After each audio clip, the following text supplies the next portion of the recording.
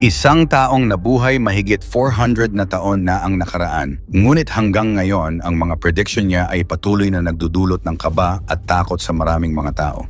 Siya si Michel de Nostradam, mas kilala bilang Nostradamus, ang lalaking nagsulat ng mahigit 1,000 hula sa pamamagitan ng mahiwagang tula na tinawag na quatrains. Noong 1555, inilathala niya ang Les Prophéties, isang aklat na hanggang ngayon ay pinaniniwalaang naglalaman ng mga pangyayaring mangyayari pa lamang. Ilan sa mga pinaniniwalaang natupad na: ang pag-akyat ni Adolf Hitler, ang French Revolution, at maging ang malagim na pag-atake sa Twin Towers at marami pang iba. Kaya marami ang napapaisip, totoo kaya ito?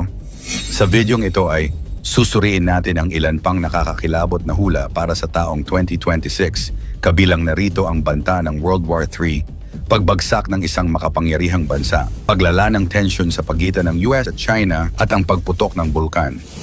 10 nakakatakot na hula ni Nostradamus sa 2026 Part 2. Yan ang ating aalamin.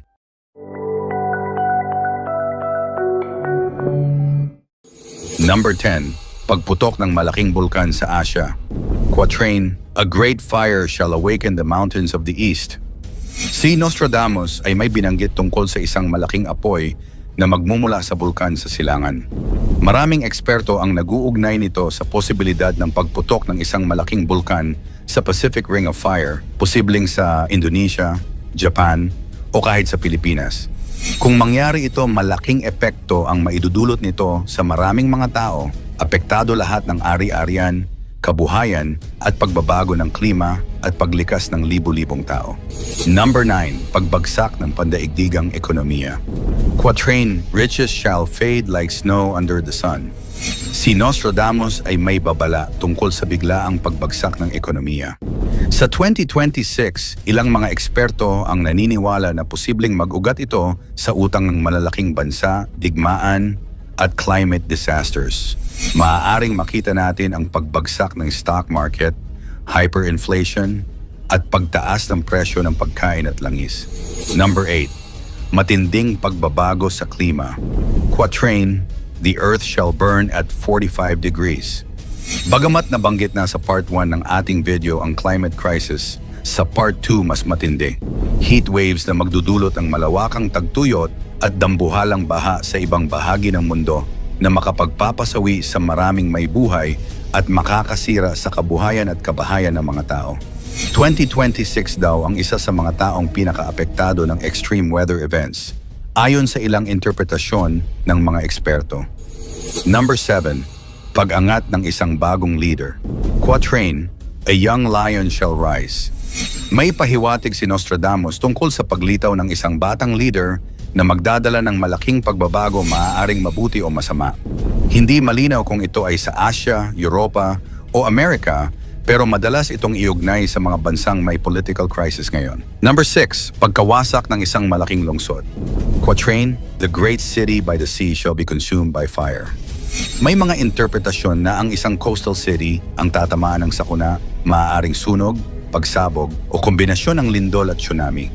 Ang mga hula na ito ay madalas iniuugnay sa mga megacity tulad ng Tokyo, Los Angeles o Shanghai. Number 5. Pag-usbong ng mas matinding pandemya.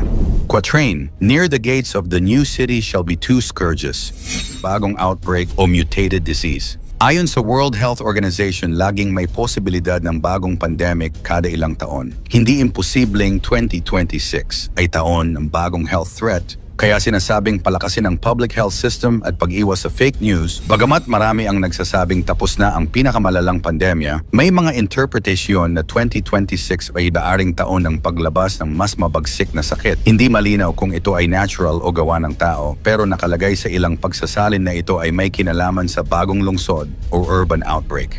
Number 4. Pagbabago sa relihiyon at pananampalataya. Quatrain, the great church shall have a great schism. Ayon sa ilang tagapagsalin, 2026 ay maaaring magmarka ng malaking pagbabago sa relihiyon hati sa pananampalataya, paglakas ng mga bagong sekta, at panghihina ng ilang malalaking simbahan. Ito ay magdudulot ng pagkalito at pag-aalangan sa mga tao kung saan ba sila kakapit sa panahon ng kaguluhan.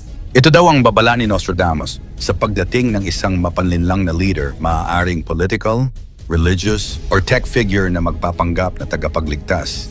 Pero sa likod nito ay kaguluhan, pananakop at digmaan. Napapanahon ito, lalo't maraming tao ngayon ang nawawalan ng pag-asa at pananampalataya at madaling madala sa fake news at mga ideolohiya. Number 3, matinding away ng USA at China. Quatrain reference, The Great Eagle and the Red Dragon. Isa sa pinaka-pinag-uusapang prophecy ngayon ay ang paglala ng tension sa pagitan ng Amerika at China, lalo na sa South China Sea at Taiwan. Ayon sa interpretasyon, baaring hindi agad mauwi sa full-scale war, pero ang trade war, cyber attacks at military provocations ay mas magiging matindi pagdating ng 2026. Number 2, pagbagsak ng isang malaking bansa. Quatrain reference, The Great Power Shall Fall. Ayon sa ilang interpretasyon, may posibilidad na isang superpower o kilalang bansa ang biglang guguho hindi lang ekonomiya, kundi pati impluensya sa buong mundo. Marami ang nag-iisip kung ito ba ay Russia, USA, o isang bansang nasa gitna ng malaking utang at kaguluhan. Impact nito, kapag bumagsak ang isang higanting bansa, mahihila pababa ang maraming ekonomiya, posibleng magkaroon ng chain reaction sa merkado at seguridad. At ang ating number 1, posibleng pagsiklab ng World War III, o ang ikatlong digmaang pandaigdig. Quatrain, War shall begin between the two great powers. Isa sa pinaka-kinatatakutang hula ni Nostradamus ay ang posibilidad ng isang pandaigdigang digmaan. Isang napakalinaw na hula tungkol sa digmaan. Sinasabing hindi ito short war, posibleng tumagal at maraming maaapektuhan. Maraming eksperto ang naniniwala na kung hindi pipigilan ang mga kasalukuyang tensyon sa Ukraine, Taiwan, Israel at mga bansa sa Middle East, maaaring humantong ito sa mas malaking conflict.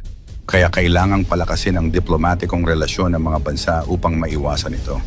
Bagamat hindi eksaktong binanggit ang PETSA, may mga tagasali ng kanyang quatrains ang naniniwala na 2026 ang taon na maaaring maging simula ng isang malawakang tunggalian.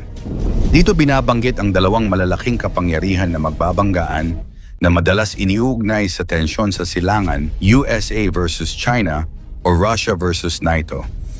Bakit ito nakakakilabot? Kasi habang pinapanood natin ngayon ang mga nagaganap sa Europa at South China Sea, tila papunta ito sa isang malaking gulo. Nakakatakot ba? Oo! Pero tandaan, mga hula ito, hindi pa ito nagaganap at wala pang tiyak na ebidensya na mangyayari talaga. Kaya ang pinakamahalaga, maging handa tayo sa anumang sakuna, manatiling mapagmatsyag sa mga balita at sa Diyos lang maniwala. Mas marami ang tsamba at coincidence kaysa totoong propesiya. Muli mangyari man o hindi ang mga hulang ito, isa lang ang ating dapat paniwalaan, ang Diyos na makapangyarihan sa lahat. Ikaw, ano ang masasabi mo sa mga hulang ito? Magkatotoo kaya ito o isang huwad lamang na panghuhula? I-komento mo naman ito sa ibaba. Paki-like ang ating video, i-share mo na rin sa iba. Salamat at God bless.